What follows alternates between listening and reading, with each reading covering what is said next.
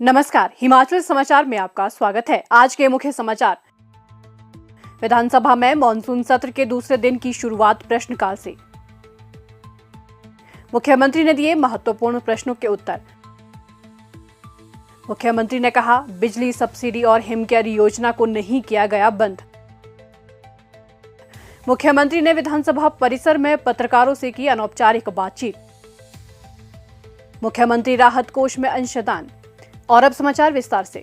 विधानसभा में मॉनसून सत्र के दूसरे दिन की शुरुआत आज प्रश्नकाल से हुई। प्रश्नकाल के दौरान मुख्यमंत्री ने कई महत्वपूर्ण प्रश्नों के उत्तर दिए।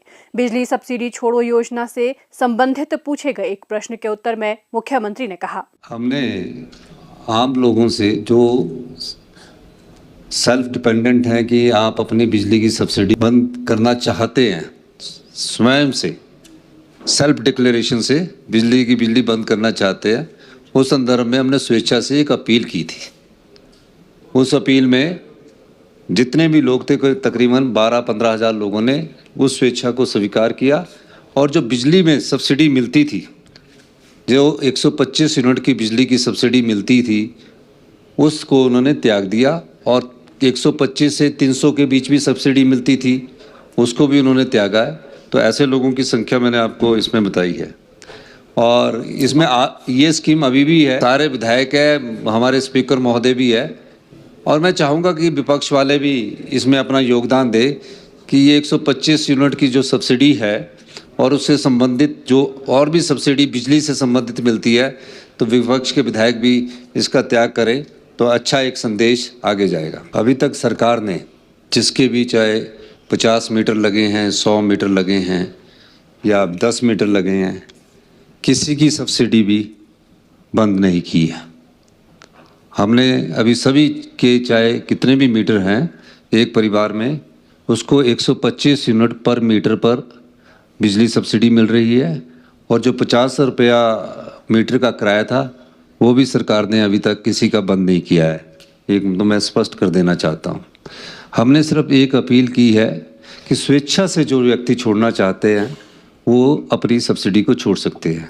सिर्फ उन व्यक्तियों का कि जो कमर्शियल में थे, जैसे कि किसी का 5 स्टार होटल है या कोई इनकम टैक्स वाला है या कमर्शियल में अपनी काफ़ी इनकम कमा रहा है, उनकी सब्सिडी भी हमने 300 यूनिट के बाद उस सब्सिडी को हमने कम किया है, उसको हमने ख़त्म किया है। प्रदेश में वर्तमान में हिमकेयर योजना के संचालन से संबंधित पूछे गए एक प्रश्न के उत्तर में मुख्यमंत्री ठाकुर सुखविंदर सिंह सुक्खू ने कहा, माननीय अध्यक्ष महोदय, हिमकेयर योजना अच्छी थी। भ्रष्टाचार कितना ज्यादा हिमकेयर योजना में हुआ, मैं तो इनको बताना चाहता था और ये मुझे पता था कि भ्रष्टाचार से पहले जो हिमकेयर योजना में हुआ है ये वॉकआउट करेंगे। और मैंने कई बार कहा 1000 करोड़ रुपया आपका हिमकेयर योजना में आपने खर्च कर दिया। हिमकेयर योजना हिमाचल के लोगों के केयर के लिए बनाई थी कि जो हॉस्पिटल नए खुले थे उन हॉस्पिटल के संचालन के लिए बनाई थी। ये देखने वाली बड़ी बात है और मैं कह सकता हूं दावे के साथ कि जितने भी हिमाचल प्रदेश में जो MBBS डॉक्टर करके अपना हॉस्पिटल खोला, उनको भी हिमकेयर के एम्पैनलमेंट में रजिस्टर्ड कर दिया गया, एम्पैनल कर दिया गया। कुछ अच्छे हॉस्पिटल थे, उनको करते अच्छी बात होती। हमारी सरकार ने उस योजना को कभी भी बंद नहीं किया, उसमें हम सुधार कर रहे हैं। इनकी गवर्नमेंट के समय हिमकेयर योजना जो शुरू हुई है, दिस इज रेलेवेंट, उसमें हमने अभी तक इनके इस योजना को बंद नहीं किया। इसमें 550 करोड़ रुपया हमने खर्च किया है अभी तक। इसमें हम सुधार कर रहे हैं और सुधार करने की प्रक्रिया को आगे कर रहे हैं। अब जो गॉल ब्लैडर का ऑपरेशन है वो 11,000-12,000 रुपये में हो जाता है, 15,000 से ज़्यादा नहीं होता। इन्होंने जो पैकेज सैंक्शन किया हिमकेयर में जो पैकेज सैंक्शन किया वो बहुत बड़ा घोटाला है।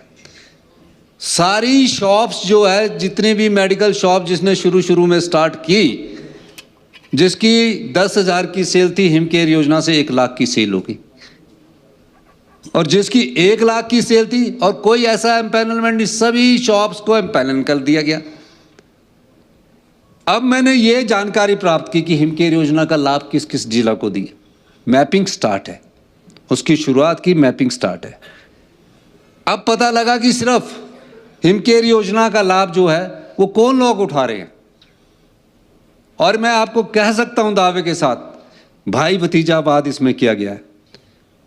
पूर्व मुख्यमंत्री जी ने नेयर चौक में एमआरआई की मशीन नहीं लगाई, एमआरआई की मशीन बाहर रखी है, प्राइवेट में रखी है, और हिमकेयर योजना से उसके लाभ उठा रहे हैं। प्राइवेट को इन्होंने लाभ देने के लिए, अपने राजनीतिक कार्यकर्ताओं को लाभ देखने के लिए हिमकेयर योजना स्टार्ट करी आई। गरीब के इलाज के लिए हमारी सरकार हमेशा से तत्पर रही है। हमने कहा अगर कोई गरीब आदमी, कोई भी गरीब आदमी अगर उसके पास हिमकेयर का कार्ड नहीं बना है, एमएस और उसका प्रिंसिपल और जोनल हॉस्पिटल का प्रिंसिपल उसका 100 कार्ड बना सकता है। साल में 4 बार हिमकेयर योजना को हम रेगुलेट कर रहे हैं। तो इस चीज को 350 करोड़ रुपया तो प्राइवेट का देना है, 200 करोड़ रुपया दे चुके हैं। किन हॉस्पिटलों को एम्पैनल करना चाहिए था। तो हिमकेयर योजना को सुचारू चलाने के लिए हम बंद नहीं कर रहे हैं, हम उसमें आगे बढ़ रहे हैं। और जिन हॉस्पिटल्स की ये बात कर रहे हैं, अगर ये 1000 करोड़ रुपया जोनल हॉस्पिटल और डॉक्टरों की भर्ती, नर्सों की भर्ती, पैरामेडिकल की भर्ती और एक्सरे की 15-15 साल टांडा में पड़ी मशीन और आईजीएमसी में पड़ी 19 साल पुरानी एमआरएम मशीन को बदलने में 1000 करोड़ रुपया खर्च किया होता, तो हम जो इलाज करवाने वाले गरीब आदमी है, आम आदमी है, किसान है, बागवान है, उसको सही समय पर यह पता लग जाता कि मुझे क्या बीमारी है। 19 साल की पुरानी मशीन यहाँ आईजीएमसी में आज लगी हुई है, 15 साल पुराने एक्सरे टांडा में लगे हैं, 14-14 साल वाले आपके मशीनें लगी हैं, और जोनल हॉस्पिटल का तो हाल माड़ा है। ये ट्रांसफर क्यों होती है? रेफरल हॉस्पिटल बन गए हैं, हम जितना मर्जी डॉक्टर लगाएं, टेक्नोलॉजी आपकी बिल्कुल नहीं है। हम 3000 करोड़ रुपया हेल्थ केयर पर खर्च करेंगे। और मैं आपको दावे के साथ कह सकता हूं, मैं आज इस सदन को आश्वासन देना चाहता हूं, 1 साल के अंदर हिमाचल प्रदेश के सभी मेडिकल कॉलेज में और अगले साल सभी जोनल हॉस्पिटल्स में हम हाई एंड मेडिकल टेक्नोलॉजी जो एम्स में मिलती है वो उपलब्ध करवाएंगे। और इस दिशा में हम आगे बढ़े हैं, इस दिशा में हम आगे बढ़े हैं।